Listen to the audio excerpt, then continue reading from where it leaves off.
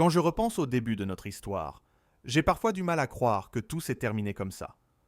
Pendant longtemps, j'ai réellement pensé qu'Élise était la femme de ma vie. Nous nous étions rencontrés presque par hasard, un soir d'automne, dans une petite librairie du centre-ville. Il pleuvait dehors, les rues étaient presque vides, et moi, j'étais simplement entré pour attendre que l'averse passe. Elle travaillait là-bas à l'époque. Je me souviens encore de la première chose qu'elle m'a dite. Si vous restez ici juste pour éviter la pluie, vous êtes obligé d'acheter un livre. Elle avait dit ça en souriant. Un sourire simple, naturel, le genre de sourire qui donne immédiatement envie de rester un peu plus longtemps. Finalement, je suis resté presque 2 heures dans cette librairie ce soir-là. On a parlé de tout et de rien. Des films qu'on aimait, des voyages qu'on rêvait de faire, des choses stupides qui nous faisaient rire. Avec elle, les conversations semblaient faciles, fluides. Et honnêtement, ça faisait longtemps que je ne m'étais pas senti aussi bien avec quelqu'un. Les semaines suivantes, nous avons commencé à nous voir régulièrement. Puis très vite, presque naturellement, elle a commencé à faire partie de ma vie. Au début, tout était parfait. Ou du moins, ça ressemblait à quelque chose de parfait. On passait nos week-ends ensemble, on cuisinait tard le soir, on regardait des séries jusqu'au milieu de la nuit avant de s'endormir sur le canapé. Certains matins, elle mettait de la musique dans l'appartement pendant qu'elle préparait le café en chantant faux volontairement juste pour me faire rire. Et moi, je tombais amoureux d'elle un peu plus chaque jour. Avec le temps, nous avons décidé d'emménager ensemble. C'était un petit appartement au 3e étage d'un immeuble ancien. Les murs étaient trop fins, le chauffage fonctionnait 1 fois sur 2, et la cuisine était ridiculement petite. Mais je crois que je n'ai jamais été aussi heureux à cette époque. Parce que ce n'était pas l'endroit qui comptait. C'était elle. Je travaillais énormément pour construire quelque chose de stable pour nous deux. Je faisais parfois des heures supplémentaires jusqu'à tard le soir, mais ça ne me dérangeait pas. Chaque fois que je rentrais et que je la voyais m'attendre à la maison, toute la fatigue disparaissait immédiatement. Je pensais vraiment que nous étions solides, que rien ne pouvait nous arriver. Mais avec le recul, les problèmes avaient déjà commencé bien avant que je m'en rende compte. Au début, ce n'étaient que des petits détails, des choses faciles à ignorer. Élise répondait moins à mes messages. Elle semblait parfois absente, même quand elle était physiquement avec moi. Certaines soirées, elle restait des heures sur son téléphone, sans vraiment écouter ce que je disais. Quand je lui demandais si quelque chose n'allait pas, elle répondait toujours « Je suis juste fatiguée ». Alors je la croyais, parce qu'on croit les personnes qu'on aime. Puis elle a commencé à rentrer plus tard du travail. Très souvent. Au début, elle disait qu'il y avait plus de clients à la librairie. Puis elle expliquait qu'elle était sortie avec des collègues. Puis parfois, elle ne donnait même plus d'explications. Et malgré tout ça, je continuais à trouver des excuses à sa place. Je me disais que toutes les relations traversent des périodes compliquées, que c'était normal, qu'il fallait simplement être patient. Le problème, c'est que quand on aime quelqu'un profondément, on peut ignorer énormément de choses avant d'accepter la vérité. Un soir, je suis rentré plus tôt que prévu après l'annulation d'une réunion au travail. L'appartement était silencieux. Élise n'était pas là, mais son ordinateur portable était resté ouvert sur la table du salon. Je ne comptais pas regarder. Vraiment, je ne suis pas ce genre d'homme. Mais au moment où je suis passé devant l'écran, un message est apparu. Hier soir était incroyable. Je suis resté figé. Mon cœur s'est immédiatement serré. Pendant quelques secondes, j'ai essayé de me convaincre qu'il existait une explication logique. Peut-être une amie, peut-être une blague, peut-être n'importe quoi d'autre. Mais quelque chose au fond de moi savait déjà. Mes mains tremblaient légèrement pendant que je lisais le reste de la conversation. Et plus je lisais, plus le monde autour de moi semblait s'effondrer lentement. Ce n'était pas une simple discussion. C'était clairement un autre homme. Les messages parlèrent de rendez-vous, de nuits ensemble, de moments cachés. Je sentais mon estomac se retourner. Je relisais certaines phrases, encore et encore, comme si mon cerveau refusait d'accepter ce qu'il voyait. Élise me trompait, depuis plusieurs mois. Je me souviens m'être assis lentement sur le canapé, parce que mes jambes avaient soudainement cessé de me porter correctement. Le silence dans l'appartement était devenu insupportable. Et pourtant, Le pire n'était pas encore la trahison. Le pire, c'était de réaliser à quel point elle semblait heureuse avec lui. Dans ses messages, elle riait, elle flirtait, elle écrivait avec une légèreté qu'elle n'avait plus avec moi depuis longtemps, comme si la meilleure version d'elle-même appartenait désormais à quelqu'un d'autre. J'aurais dû partir immédiatement ce soir-là. N'importe quel homme raisonnable serait parti. Mais l'amour rend parfois pathétique. Alors, au lieu de faire ma valise, je l'ai attendue. Quand Élise est finalement rentrée ce soir-là, il devait être presque minuit. Elle semblait fatiguée, mais en me voyant assis dans le salon sans lumière, elle s'est immédiatement arrêtée. Et dans ses yeux, j'ai vu qu'elle avait compris. Je n'ai même pas eu besoin de parler. Le silence disait déjà tout. Pendant quelques secondes, aucun de nous n'a bougé.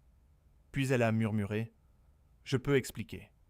Ces 3 mots ont brisé quelque chose en moi. Parce que les gens disent toujours ça quand il est déjà trop tard. Je me suis levé lentement. J'avais l'impression d'avoir pris 10 ans en une soirée. « Depuis combien de temps ?» ai-je demandé calmement. Elle commença immédiatement à pleurer. Mais cette fois, ses larmes ne suffisaient plus à effacer la vérité. Et sans le savoir encore, cette nuit-là était le début des 3 dernières chances que j'allais lui donner avant de disparaître définitivement de sa vie. Cette nuit-là, nous avons parlé jusqu'au lever du soleil. Ou plutôt, Élise parlait pendant que moi, j'essayais simplement de respirer, normalement. Je crois que je n'avais jamais ressenti une douleur pareille auparavant. Ce n'était pas seulement la jalousie. Ce n'était pas seulement la colère. Non, c'était cette sensation horrible de découvrir que la personne avec qui vous partagez votre vie depuis des années possède soudain un visage que vous ne connaissez pas. Élise pleurait assise en face de moi dans le salon. Son maquillage avait coulé sur ses joues, ses mains tremblaient, et pourtant, malgré tout ce qu'elle venait de faire, une partie de moi avait encore envie de la prendre dans mes bras. C'est ça, le problème quand on aime profondément quelqu'un. Même détruit, votre cœur continue de chercher des excuses. « Je suis désolée », répétait-elle sans arrêt. Mais ce mot ne signifiait plus grand-chose, parce qu'il arrivait après les mensonges, après les nuits cachées, après des mois entiers à me regarder dans les yeux, en prétendant que tout allait bien. Je me souviens lui avoir demandé une seule chose. Pourquoi ? Et honnêtement, je crois que sa réponse m'a encore plus blessé que la tromperie elle-même. Elle a baissé les yeux avant de murmurer. Je ne sais pas. Elle ne savait pas. Après 4 ans de relation, elle n'avait même pas une vraie raison. Puis elle a commencé à parler. Encore et encore. Elle disait qu'elle se sentait perdue depuis plusieurs mois. Qu'entre mon travail, notre routine, la fatigue quotidienne, elle avait eu l'impression de disparaître petit à petit. Elle disait que cet autre homme lui avait donné de l'attention au moment où elle se sentait vide. Je l'écoutais sans presque réagir. Parce qu'au fond de moi, une pensée tournait en boucle. Et moi dans tout ça ? Moi aussi j'étais fatigué. Moi aussi je travaillais énormément. Moi aussi je faisais des efforts pour nous. Mais je n'étais jamais allé chercher du réconfort dans les bras d'une autre femme. Puis, elle s'est approchée lentement de moi. Ses yeux étaient rouges à force de pleurer. « Je vais arrêter. Je te le promets. » Je suis resté silencieux. C'était une erreur. Une erreur. Comme si plusieurs mois de mensonges pouvaient être résumés à une simple erreur.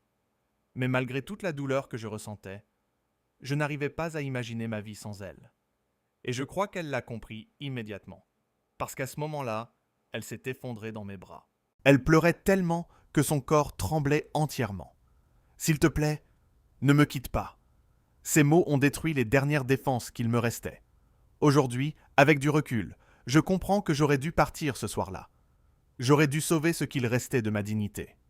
Mais l'amour peut rendre incroyablement faible. Alors je lui ai donné une première chance. Le lendemain, elle m'a juré qu'elle couperait tout contact avec cet homme.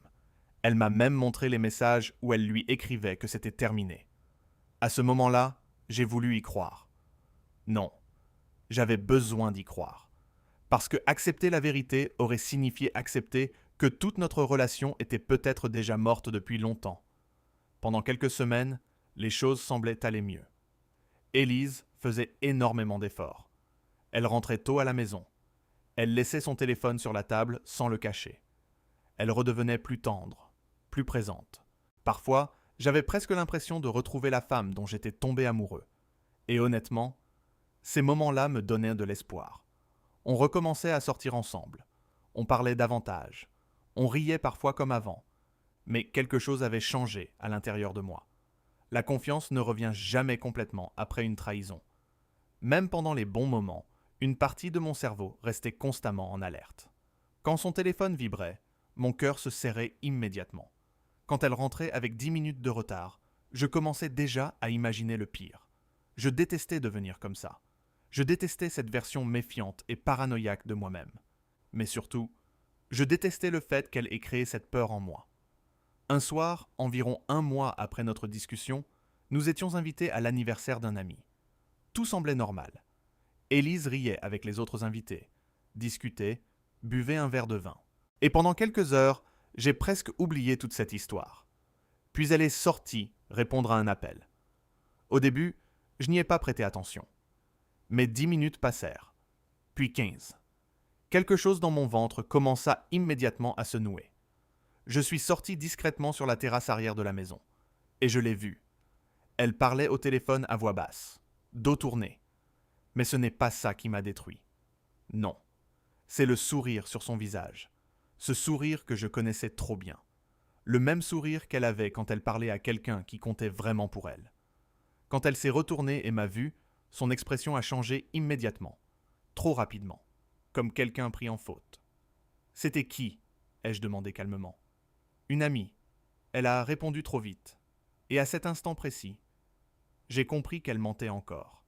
Je la regardais sans parler. Puis elle soupira finalement, avant de murmurer. « Il m'a juste appelé. Mais je te jure que ça ne signifie rien. » Ces mots ont provoqué quelque chose de terrible en moi, parce qu'elle ne comprenait toujours pas. Le problème n'était plus seulement cet homme. Le problème, c'était qu'après tout ce qui s'était passé, elle continuait quand même à lui laisser une place dans sa vie. Je suis rentré à l'intérieur sans répondre. Toute la soirée, je suis resté silencieux. Et pour la première fois depuis longtemps, une idée commençait sérieusement à apparaître dans mon esprit. Peut-être que l'amour ne suffit pas toujours pour sauver une relation. Plus tard dans la nuit, en rentrant à l'appartement, Élise s'est encore mise à pleurer.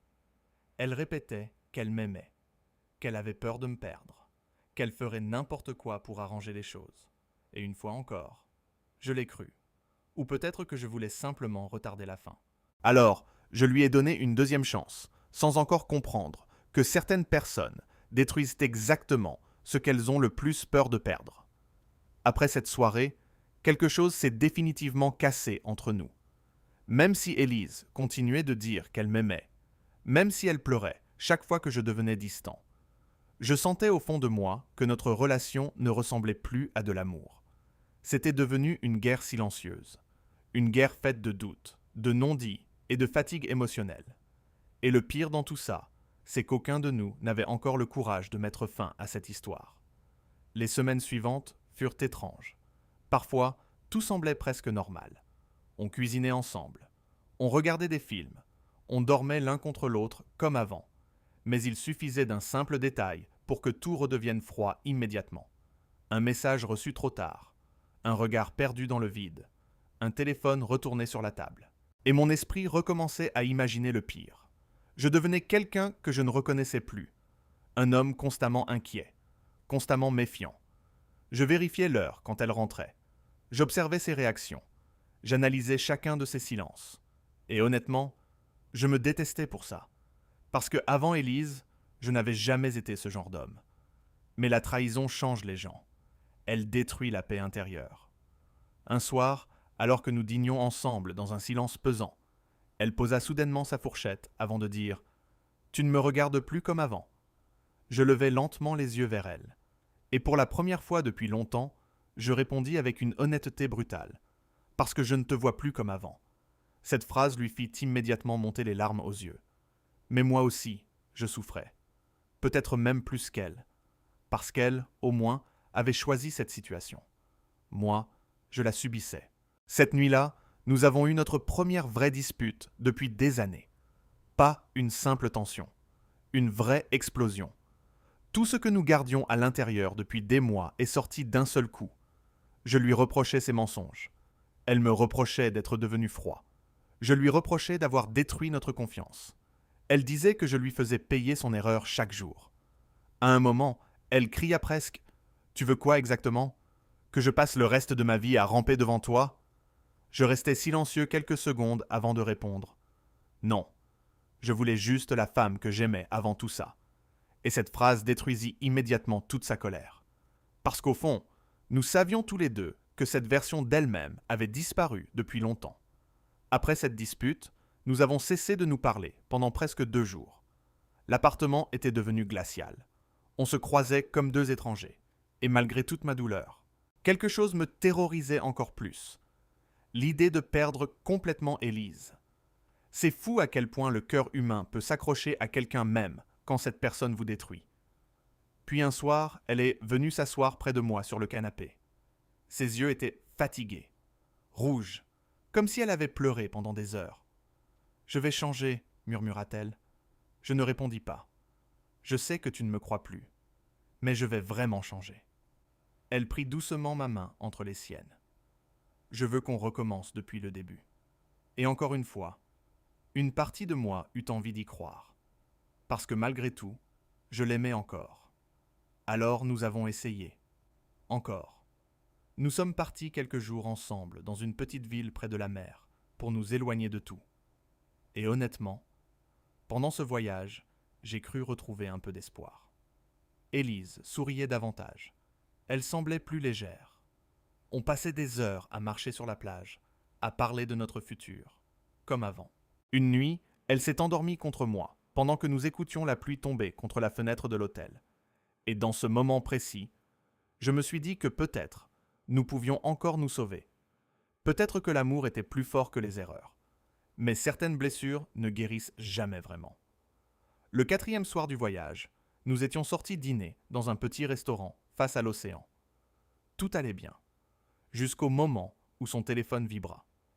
Je vis immédiatement son visage changer, très légèrement, mais suffisamment pour que mon cœur se serre instantanément. Elle regarda rapidement l'écran avant de verrouiller son téléphone. Trop vite. Beaucoup trop vite. Je sentis cette vieille douleur revenir immédiatement dans ma poitrine. « C'était qui ?» demandai-je calmement. « Personne. » Cette réponse. Encore. Toujours la même. Je restai silencieux quelques secondes. Puis je murmurai « Tu vois, c'est exactement ça qui nous détruit. » Elle soupira nerveusement. « Tu recommences ? Parce que toi, tu continues de cacher des choses. » Elle prit son téléphone brusquement. « Tu veux le voir ? » Très bien. Elle me tendit l'appareil. Mais quelque chose dans son attitude semblait forcé, comme une actrice jouant un rôle. Je pris le téléphone. Et même si la conversation avait déjà été supprimée, je compris immédiatement. Parce que les gens qui n'ont rien à cacher ne paniquent pas comme ça. Je relevai lentement les yeux vers elle. « Tu lui parles encore ?» Elle détourna immédiatement le regard. Et ce simple geste me donna ma réponse. Je sentis soudain toute la fatigue accumulée pendant des mois m'écraser d'un seul coup. Je n'étais même plus en colère, seulement épuisé. Élise commença immédiatement à pleurer. Ça ne voulait rien dire. « Arrête !» Ma voix était calme, trop calme. « S'il te plaît, arrête de mentir. » Les larmes coulaient sur ses joues, pendant que les clients autour de nous faisaient semblant de ne rien remarquer. Puis, elle murmura enfin « Je ne sais plus comment réparer tout ça. » Et honnêtement, moi non plus. Cette nuit-là, nous sommes rentrés à l'hôtel, dans un silence total. Et allongés dans le noir, incapables de dormir, je compris finalement une vérité terrible. Je pouvais lui donner encore 1000 chances. Mais je ne pourrais jamais lui rendre le respect qu'elle avait détruit entre nous. Après notre retour de la mer, plus rien n'était pareil. Même l'appartement semblait différent. Comme si les murs eux-mêmes avaient absorbé toute la fatigue, les disputes et les mensonges accumulés pendant ces derniers mois. Élise faisait encore des efforts. Je ne peux pas dire le contraire. Elle essayait d'être plus présente, plus attentive. Elle préparait parfois mes plats préférés, me proposait des sorties, cherchait constamment à recréer cette complicité que nous avions autrefois. Mais il y avait un problème impossible à ignorer. je n'arrivais plus à lui faire confiance. Et une relation sans confiance devient rapidement un endroit où deux personnes souffrent ensemble. Les jours passaient dans une tension étrange. On s'aimait encore. Mais notre amour ressemblait maintenant à quelque chose de blessé, fragile, épuisé. Certaines nuits, je restais réveillé pendant des heures à la regarder dormir. Et je me posais toujours la même question. Pourquoi continue-t-elle à me retenir si elle n'arrive même plus à être honnête avec moi? Parce qu'au fond, ce n'était plus seulement l'autre homme qui me détruisait. C'était tout ce qui venait avec. Les secrets, les demi-vérités, les regards fuyants, les promesses répétées, encore et encore, sans jamais vraiment changer quoi que ce soit. Puis un soir, alors que nous dînions presque en silence, Élise posa soudainement sa fourchette avant de dire « Tu penses encore à partir, pas vrai ?» Je relevai lentement les yeux vers elle. Je n'avais jamais prononcé ces mots clairement, mais elle le sentait. Parce qu'une femme sait toujours quand l'homme qu'elle aime commence à s'éloigner émotionnellement. Je pris quelques secondes avant de répondre. « Je suis fatigué, Élise. » Ses yeux commencèrent immédiatement à briller. « Moi aussi. » « Non. Toi, tu as peur de me perdre. Ce n'est pas pareil. » Le silence tomba brutalement entre nous. Puis elle murmura « Je t'aime. » Cette phrase me faisait presque mal maintenant, parce qu'elle était devenue incapable de réparer quoi que ce soit. On peut aimer quelqu'un, et quand même le détruire. Je crois que c'est ce que je commençais enfin à comprendre. Cette nuit-là, elle vint s'allonger contre moi dans le lit. Sa voix tremblait légèrement dans le noir. « Dis-moi ce que je dois faire. » Je regardais le plafond sans répondre immédiatement. Puis je murmurai enfin « Être honnête. Une bonne fois pour toutes. » Elle resta silencieuse. Et ce silence disait déjà énormément de choses. Parce que les gens vraiment honnêtes n'ont pas besoin de réfléchir longtemps. Le lendemain, quelque chose s'est produit. Quelque chose de simple. Mais parfois, ce sont les plus petits détails qui détruisent définitivement une relation. J'étais au travail quand mon téléphone vibra. Un message d'un numéro inconnu. Au début, je pensais à une erreur. Puis j'ai ouvert la conversation. C'était une capture d'écran. Une photo d'Élise assise dans un café avec le même homme. La date était récente. Très récente. Mon cœur s'est immédiatement vidé de toute émotion. Étrangement, je ne ressentais même plus de colère. Seulement une immense lassitude. Sous l'image, il y avait juste une phrase. Je pensais que tu méritais de savoir. Je suis resté immobile pendant plusieurs minutes dans l'atelier du garage.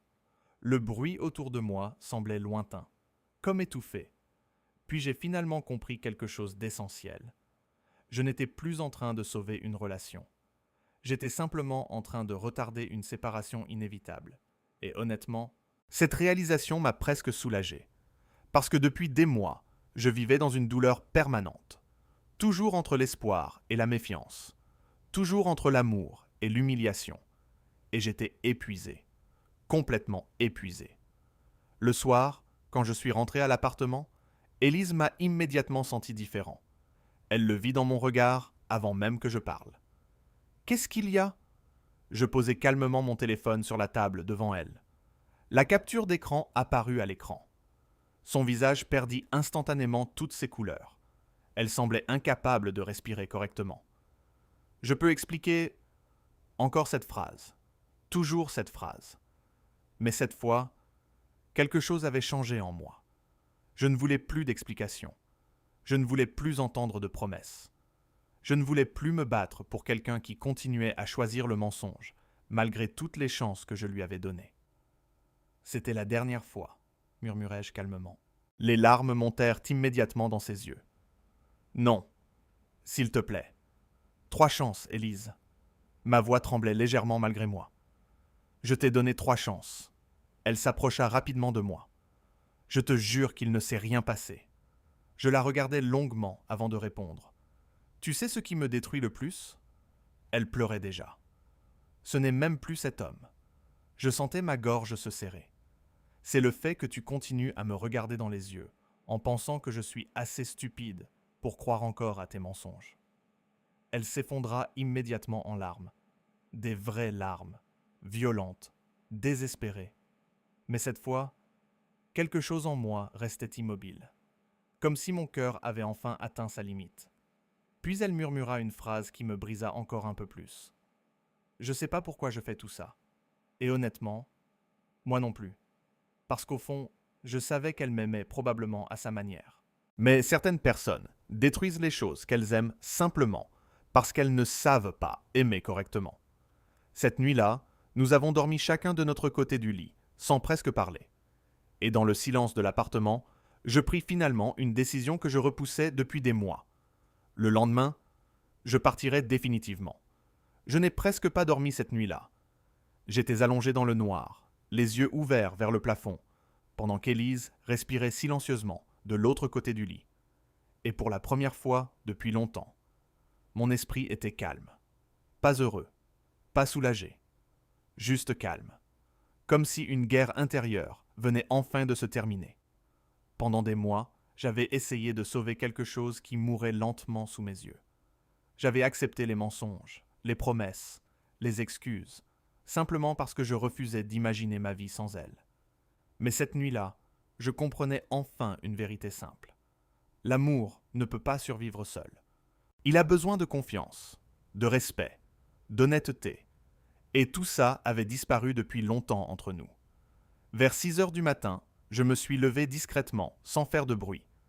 L'appartement était encore plongé dans l'obscurité.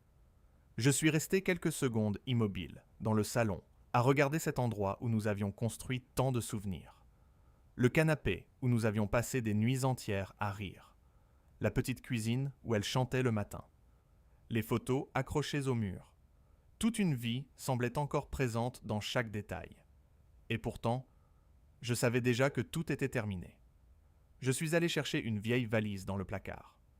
Le simple bruit de la fermeture éclair réveilla Élise presque immédiatement.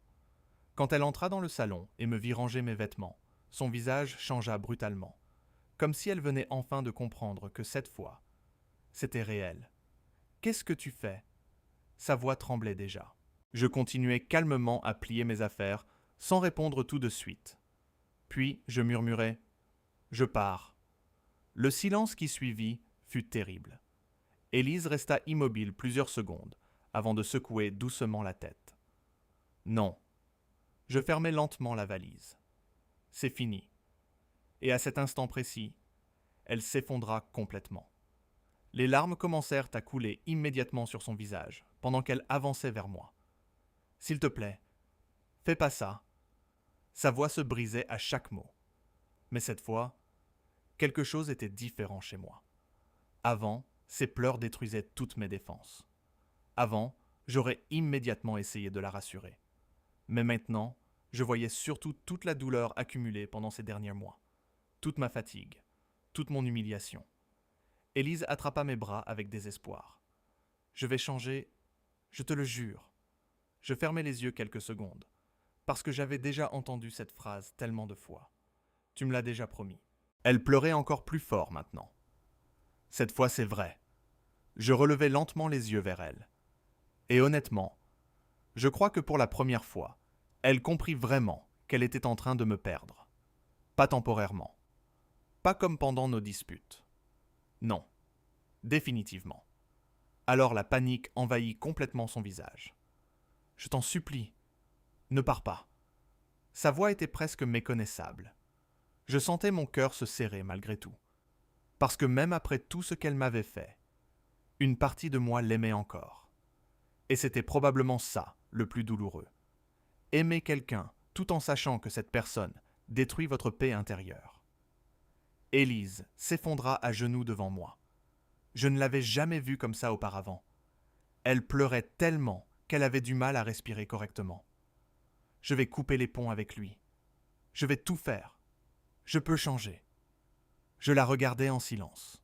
Puis je murmurai doucement. Le problème, Élise, c'est que tu attends toujours le moment où je suis sur le point de partir pour vouloir changer. Cette phrase la détruisit immédiatement.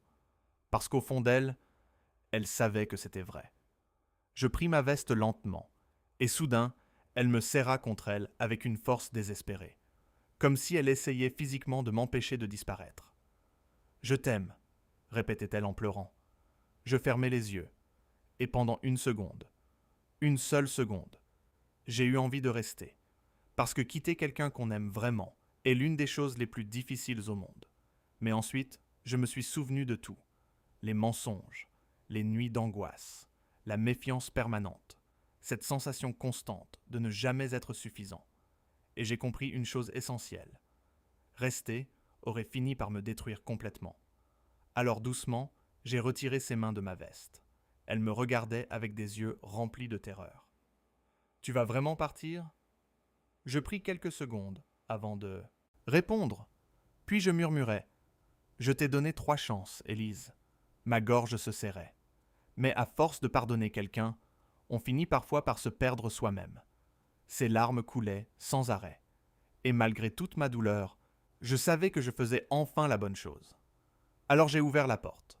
L'air froid du matin entra immédiatement dans l'appartement. Je me retournai une dernière fois vers elle. Elle était toujours là, debout au milieu du salon, complètement détruite. Et honnêtement, cette image me hantera probablement toute ma vie. Puis je suis parti, sans regarder derrière moi. Dans la rue encore vide, je marchais lentement avec ma valise, pendant que le soleil commençait à apparaître entre les immeubles. Et même si mon cœur était brisé, je ressentais aussi quelque chose que je n'avais plus ressenti depuis des mois. La paix. Parce que parfois, aimer quelqu'un ne suffit pas pour rester. Et parfois, la décision la plus douloureuse est aussi celle qui vous sauve enfin.